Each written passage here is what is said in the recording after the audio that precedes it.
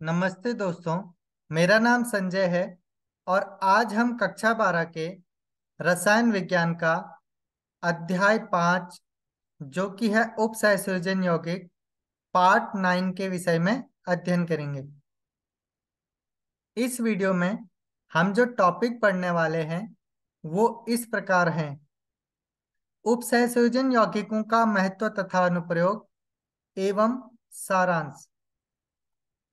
तो सबसे पहले हम समझ लेते हैं उपसहसंयोजन यौगिकों का महत्व तथा अनुप्रयोग।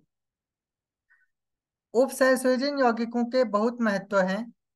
ये यौगिक खनिजों, पेड़ पौधों व जीव जगत में व्यापक रूप से पाए जाते हैं तथा विश्लेषणात्मक रसायन, धातुकर्म, जैविक प्रणालियों, उद्योगों तथा औषध के क्षेत्र में इनकी महत्वपूर्ण भूमिकाएं हैं। इनका वर्णन नीचे किया गया है।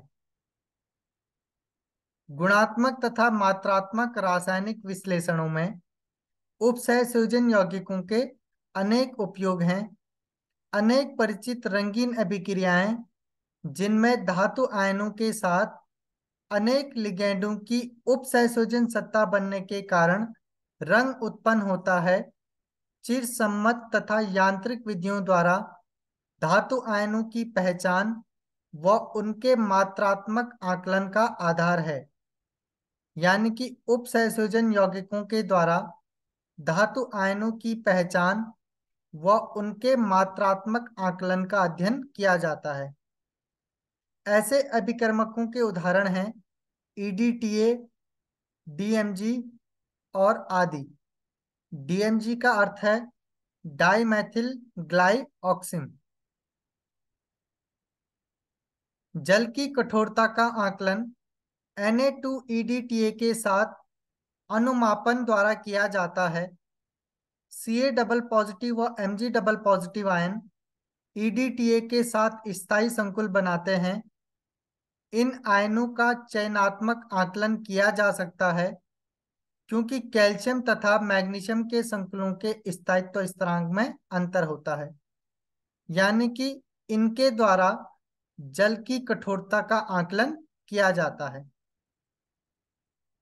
धातुओं की कुछ प्रमुख निष्कर्षण विधियां में जैसे सिल्वर तथा गोल्ड के लिए संकुल विरचन का उपयोग होता है। उदाहरण के लिए ऑक्सीजन तथा जल की उपस्थिति में गोल्ड साइनाइड आयन से संयोजित होकर जलीय विलयन में सहसंयोजन सत्ता AuCN2 नेगेटिव बनाता है। इस विलयन में जिंक मिलाकर गोल्ड को पृथक किया जा सकता है। यानी हम कह सकते हैं कि धातुओं की कुछ प्रमुख निष्कर्षण विधियों में इनका उपयोग किया जाता है। इसी प्रकार से धातुओं का शुद्धिकरण उनके संकुल बनाकर तथा उसे पुनः विघटित करके किया जा सकता है। उदाहरण के लिए अशुद्ध निकिल को NiCO4 में परिवर्तित किया जाता है तथा इसे अपघटित कर शुद्ध निकिल प्राप्त कर लेते हैं। यानी हम कह सकते हैं कि धातुओं का शुद्धिकरण में इनका उपयोग किया जाता है। उपसहसंयोजन यौगिक जैव तंत्र में बहुत ही महत्वपूर्ण है। प्रकाश संश्लेषण के लिए उत्तरदायी वर्णक क्लोरोफिल मैग्नीशियम का उपसहसंयोजन यौगिक है। रक्त का लाल वर्णक हीमोग्लोबिन जो कि ऑक्सीजन का वाहक है, आयरन का एक उपसहसंयोजन यौगिक है। विटामिन B12 साइनाकोबाल एमीन प्रतिप्रणाली अरक्तता कारक कोबाल्ट का एक उपसहसंयोजन यौगिक है। यानी हम कह सकते हैं कि उपसहसंयोजन यौगिकों का जैव तंत्र में बहुत ही महत्वपूर्ण योगदान है। अनेक औद्योगिक प्रक्रमों में उपसहसंयोजन यौगिकों का उपयोग उत्प्रेरकों के रूप में किया जाता है। उदाहरण के लिए रोडियम संकुल PS3P होल 3 RHCl एक विलिंकेंस उत्प्रेरक है जो एल्कीनों के हाइड्रोजनीकरण में उपयोग में आता है। यानी हम कह सकते हैं कि औद्योगिक प्रक्रमों में उपसंयोजन यौगिकों का जो उपयोग होता है वो उत्प्रेरकों के रूप में किया जाता है। वस्तुओं पर सिल्वर और गोल्ड का वैद्युत लेपन धातु आयनों के विलयन से करने की अपेक्षा उनके संकुल आयनों जैसे AgCN का होल टू नेगेटिव तथा AuCN का होल टू नेगेटिव के विलयन से करने पर लेपन कहीं अधिक एकसार व चिकना होता है। यानी कि धातुओं पर लेपन करने के लिए भी उपसहसयोजी यौगिकों का उपयोग किया जाता है। श्याम श्वेत फोटोग्राफी में विकसित की हुई फिल्म का स्थायीकरण हाइपोविलियन में धोकर किया जाता है, जो अनअपघटित AgBr से संकुल ion AgH2O3 whole twice 3 negative बनाकर जल में घोल लेता है। औषध रसायन में कीलेट चिकित्सा के उपयोग में अभिरुचि बढ़ रही है। इसका एक उदाहरण है पौधे जीव जंतु निकायों में विषैले अनुपात में विद्यमान धातुओं के द्वारा उत्पन्न समस्याओं का उपचार। इस प्रकार कॉपर तथा आयरन की अधिकता को डी पेनिसिलैमीन तथा डैशफेरी ऑक्सिम बी लिगैंडों के साथ उपसंयोजन यौगिक बनाकर दूर किया जाता है। यानी कि औषध रसायन में भी उपसहसयोजी यौगिकों का एक महत्वपूर्ण योगदान है। अब हम समझते हैं थोड़ा सारांश।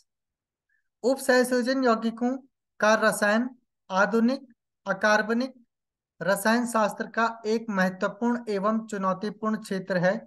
पिछले 50 वर्ष में इस क्षेत्र में हुए विकास के फलस्वरूप आबंधन के मॉडल तथा आणविक संरचनाओं के विषय में नई अवधारणाएं विकसित हुई। रासायनिक उद्योग के क्षेत्र में विलक्षण भेदन तथा जैव प्रणालियों में कार्य करने वाले क्रांतिक घटकों में महत्वपूर्ण अंतर्दृष्टि प्राप्त हुई। उपसंयोजन यौगिकों के विरचन अभिक्रियाएं संरचनाएं एवं आबंधन को समझने के लिए सर्वप्रथम वर्नर द्वारा प्रयास किया गया। उनके सिद्धांत के अनुसार उपसंयोजन यौगिकों में विद्यमान धातु परमाणु या आयन दो प्रकार की संयोजकताओं प्राथमिक संयोजकता तथा द्वितीयक संयोजकता का उपयोग करते हैं। रसायन विज्ञान की आधुनिक भाषा में इन संयोजकताओं को क्रमशः आयनीकृत यानी कि आयनिक तथा अनायनीकृत यानी कि सहसंयोजक आबंध कहते हैं। समावयवता का गुण का उपयोग करते हुए वर्णन ने अनेक उपसहसंयोजक समूह की ज्यामितीय आकृतियों के बारे में भविष्यवाणी की। संयोजकता आबंध सिद्धांत यानी कि VBT उपसहसंयोजन यौगिकों के बनाने चुंबकीय व्यवहार तथा ज्यामितीय आकृतियों का सफलतापूर्वक यथोचित स्पष्टीकरण देता है। फिर भी यह सिद्धांत उपसहसंयोजन यौगिकों के चुंबकीय व्यवहार की मात्रात्मक व्याख्या करने में असफल रहा तथा इन यौगिकों के ध्रुवण गुणों के संबंध में कुछ भी नहीं कहता। क्रिस्टल क्षेत्र सिद्धांत यानी कि CFT उपसहसंयोजन यौगिकों में विद्यमान केंद्रीय धातु परमाणु अथवा आयन के डी कक्षकों की ऊर्जा की समानता पर विभिन्न क्रिस्टल क्षेत्रों के प्रभाव पर आधारित है। प्रबल क्षेत्र तथा दुर्बल क्षेत्र में डी कक्षकों के विपाटन से विभिन्न इलेक्ट्रॉनिक विन्यास प्राप्त होते हैं। इस सिद्धांत की सहायता से उपसहसंयोजन सत्ता में विद्यमान धातु परमाणु अथवा आयनों के डी कक्षकों की विपाटन ऊर्जा उसका चुंबकीय आघूर्ण स्पेक्ट्रमी तथा स्थायित्व के प्राचलों के मात्रात्मक आकलन में सहायता मिलती है। परंतु यह धारणा कि लिगैंड बिंदु आवेश है अनेक सैद्धांतिक कठिनाइयां उत्पन्न करता है। तो इस पार्ट में इतना ही। तो मिलते हैं नेक्स्ट वीडियो में।